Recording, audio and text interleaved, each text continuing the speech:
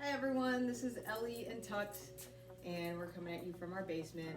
This next series I want to show you how to make some of these exercises a little bit more intense by just making slight modifications, so that even though you're not working with racks and bars and a big dumbbell selection, you can still make your workout pretty intense, and you might just have to add a couple more reps and a couple more movements.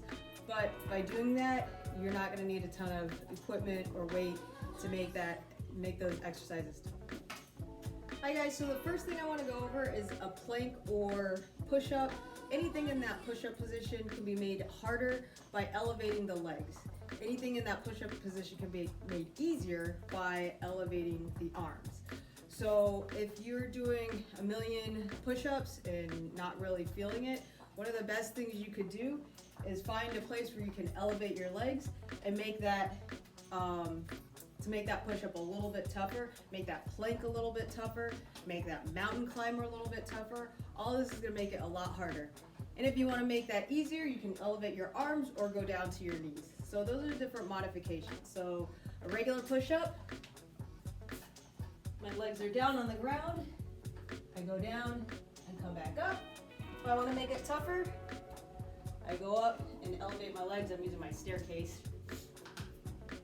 And that is, I can already feel it right now. I go all the way down and come back up. And it's quick, and gravity makes me work a lot tougher when my legs are elevated. Okay guys, next thing I want to talk about is the squat. Now some of you guys might be doing squat with 1.5 to 2 times your body weight. And obviously, maybe all you have is a 10-pound weight, or you may not have anything at all. So a couple ways to make squats or any exercise tougher is you add tension, that the amount of time the muscle is under tension. So when you get down, you can just drop down and hold it. Count to 2 to 5 and drive back up, and drop down and drive back up. You can add a little bit of a cardio and explosive workout, make it a little bit of plyometrics, and you can pop up and teach your body to decelerate and land and hold that position and go through that. If you have a band you can put around your ankles, that makes it a little bit tougher. And working on really eccentric movements, deceleration and explosion and time under tension, adding that to your squats and your lower body workouts is really going to increase the intensity. The next exercise I want to show you guys is overhead press. Now you see overhead press done in the gyms. People are pushing some pretty good weight and they're either seated. I like to do them standing. But if I only have a certain amount of weight and I need to make it more intense, a good way to make that weight and that exercise a little tougher is eliminate the legs. So now I've gotten rid of the stability on my legs by going down onto one knee or both knees. If you go down on both knees, that makes it even tougher. And I grab maybe a lighter weight because I don't have my legs to stabilize myself.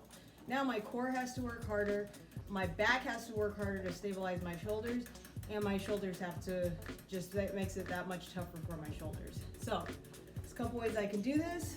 I can do both at the same time. Okay, if I really want to make it tough though, one arm at a time, and it kind of makes that, you have to fire that core a lot more. So that's one way to do shoulders. If you want to do shoulders and legs at the same time, I can't use this weight. That's a little bit much for me for this exercise. So I'm going to use a can. All right. I'm going to start with my arm. It stays straight up the whole time. That's my whole goal.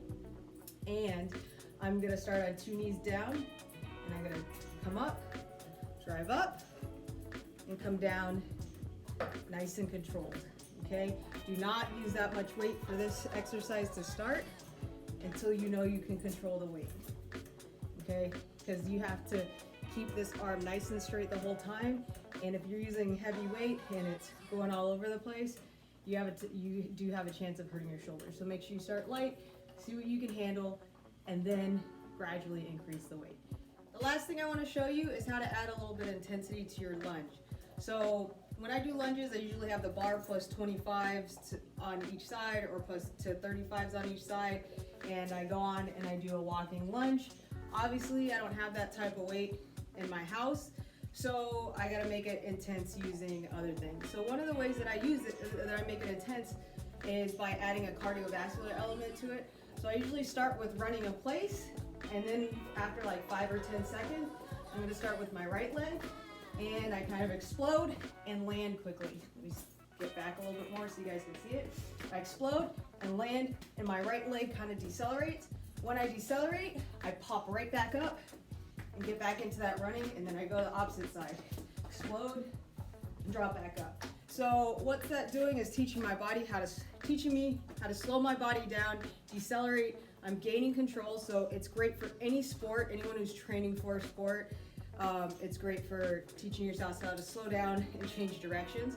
And it's adding that cardiovascular, it's adding that explosiveness, it's adding that eccentric contraction, and popping back up is also another element of exploding. So you're gonna add a lot more cardio, not have to use as much weight, and you might have to add a couple more reps in than you do with your heavier weight, but it's a great way to still get your lunges and make them challenging without having to add a ton of weight that you normally have in the gym that you might not have right now.